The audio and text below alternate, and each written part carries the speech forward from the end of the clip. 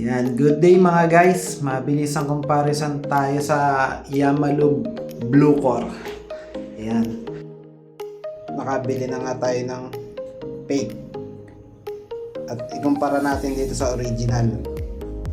Ito yung fake, ito yung original. Ayan, kitang-kita naman sa kulay pa lang. At ito yung guhit niya na to, malalim yung fake. Yan, dito malalim din na maliliit ang guhit. Sa original, itong guhit na to mababaw lang, at ito medyo malapad na mababaw din. Saka sa kulay, ayan, halatang halata. Kitang kita naman itong fake na medyo dark. Maganda yung pagka blue ng original. Ayan.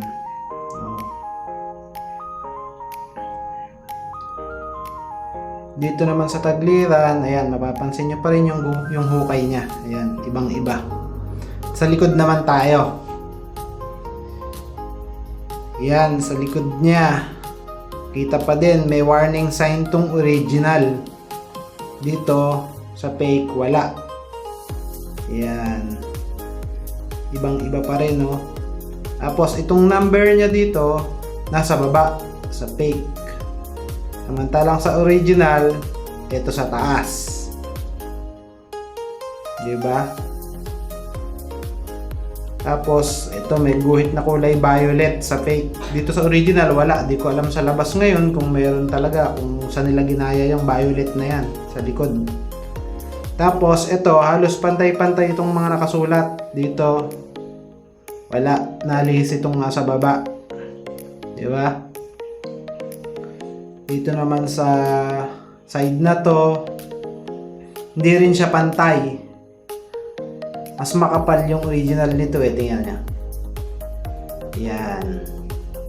Tingnan natin sa ibabaw. Yan. Hindi pantay. Manipis yung fake. Mas makapal yung local. Ay, mas makapal yung original. Yan.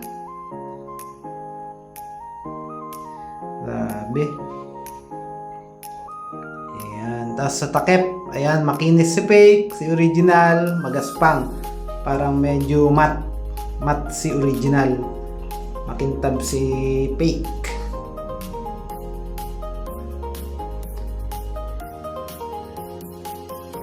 Ayan, ito. Dito tayo sa panghuli. Dito pinakamadaling makita. Ito, original. Ayan may mga pinong guhit. Gurlet. Ayan, pino. May pino siyang gurlet. At yung mga patayo niya, ayan may mga patayo. Ayan. Tapos, ito namang fake. Wala siyang gurlet. Mayroong sobrang pinong patayo. Ayan, sobrang pino. Tapos, malalapad pa na patayo sa madalang. Ayan. Ayan, kitang-kita, Yes. Yan, yun lang mga idol. Yamalub, ingat-ingat sa pagbili. Hindi natin alam ang epekto. Pagka peke, mababa ang kalidad. So, yun lang. Salamat. Ingat.